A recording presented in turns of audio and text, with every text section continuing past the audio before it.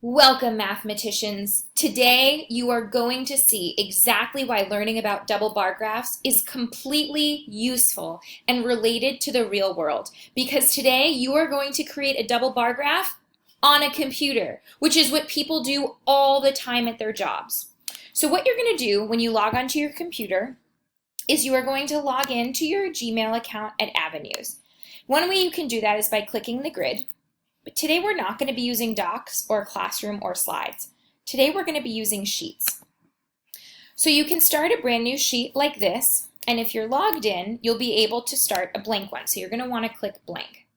And the first step in creating any new document is we need to create a title. So today, the double bar graph that we're going to be creating has to do with left and right-handed catches. And we might want to add something like it's in the SEBA class and it's 2017. Whatever information is going to help you find it in the future. So the first step, what we need to do after we've created our title for our spreadsheet, is we need to create a data table.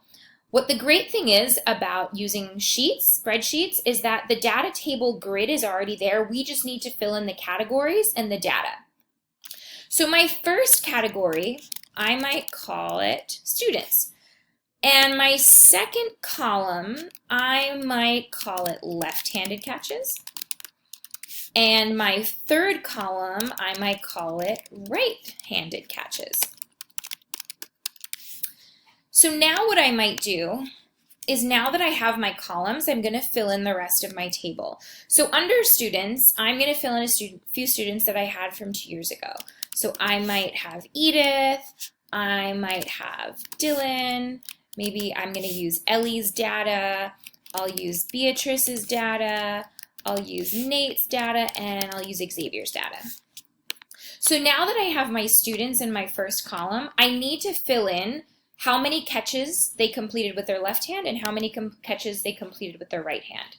So for Edith, her data was 8 and 4. For Dylan, his data was 7 and 5.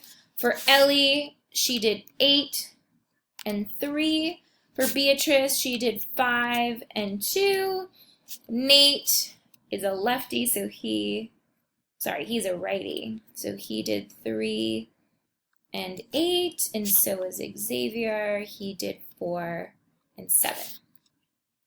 Now that all of my data is filled in, what I'm going to do is click on one box and drag to highlight the rest of the boxes.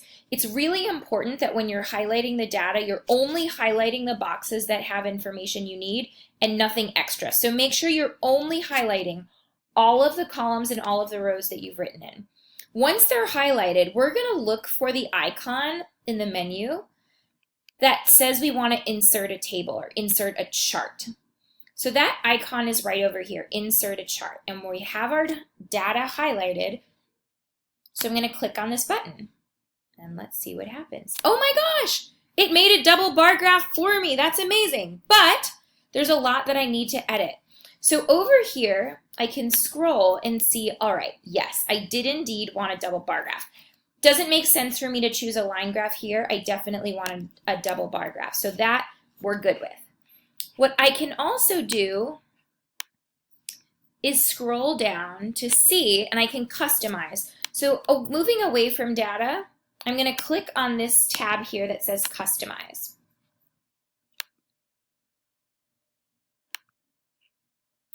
And what I can do is make sure that I have all of the titles that I need. So I can see here that where it says Edith, Dylan, Ellie, Beatrice, Nate, and Xavier, my label for my x-axis is students.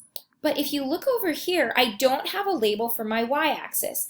So if I click here, remember my y-axis is also my vertical axis, I need to fill in, okay, well, what was I counting? What is my scale counting? I could say number of successful catches.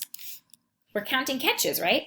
So that could be my title, my label for my y-axis, my vertical axis.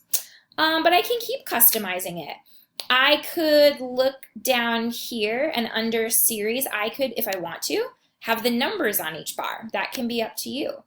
If I unclick that, because maybe I don't want it, if I click down to legend, I could decide what color I want my legend to be in and where I want to put it. So maybe I want to have it on the left. Maybe I want to have it on the bottom. Maybe I want to have it on the top. It's up to you to decide where you want your legend, or we call it the key sometimes, to be. I kind of like mine on the right, but it's totally up for you to decide.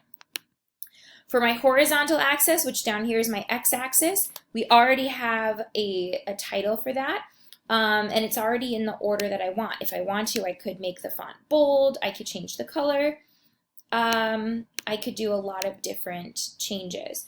For my vertical axis, I think I like where everything is. For my grid lines, I love that they're there. I could change the color of the grid lines if I want to.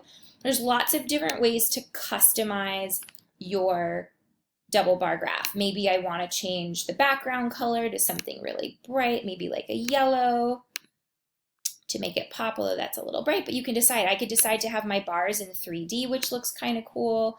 Whatever is going to make your bar graph stand out, because remember, when we are representing data, we want to make sure that we're representing it in a way that's clear and really easy for the people looking at it to understand what exactly it's representing. So once you've decided that you have the bar graph that you want, and I think if I want to go back, I could change the color of my bars. I'm just trying to figure out where that is. So the way to change your bar color is to go into series and then click down into left-handed catches. So I could change the color of my bars like this. If I wanted to change my right-handed catches, I could click down and then make my bars look like that. So as long as you've made sure that you have a title you like, so left-handed, I might do left-handed, right-handed catches in the Saba class. You get to customize your double bar graph however you want. Just make sure you have a title on your y-axis and your x-axis.